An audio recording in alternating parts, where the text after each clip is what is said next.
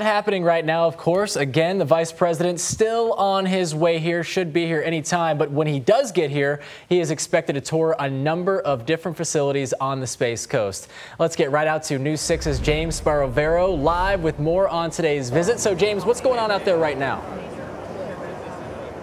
You have hundreds of people here already. They've been here for at least 2 hours inside the vehicle assembly building. Justin, Bridget. Vice President Mike Pence to become the first sitting vice president to tour the Kennedy Space Center in 2 decades, since Vice President Al Gore back with the Clinton administration. That's how monumental this day is shaping to be. Vice President Pence, he will land at any moment now on the former shuttle runway strip in Air Force 2. By 12:50, he will be in here at the vehicle assembly building at that podium behind me. And he will be making remarks to hundreds of people, including guests and Kennedy Space Center employees. The vice president here 1 week after President Trump signed the executive order in Washington to reestablish the National Space Council, a council within the executive branch that has been dormant since 1993.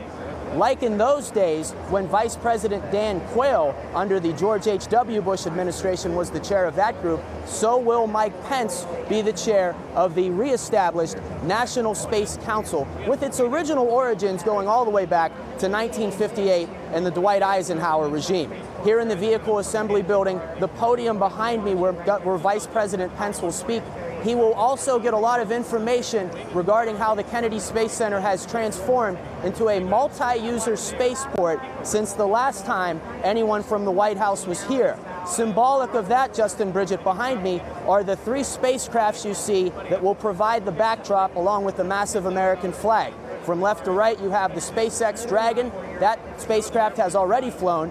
And then you have the concept models. You have the replica of Orion from Lockheed Martin. That's the spacecraft that will go with the SLS launch system, the mega rocket, the most powerful rocket of all time, that will eventually send humans all the way to Mars. And then to the right of that, you also have the Starliner from Boeing, another spacecraft designed to return American astronauts to space from Florida's Space Coast. It will be within these walls, in this 500 feet from the ceiling all the way to the ground where I'm standing, that the SLS launch system rocket will be assembled.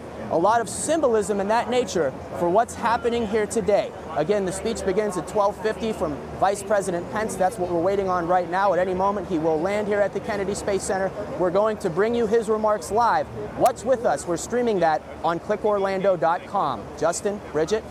James, lots of excitement. The community looking forward to the vice president's remarks. Thank you.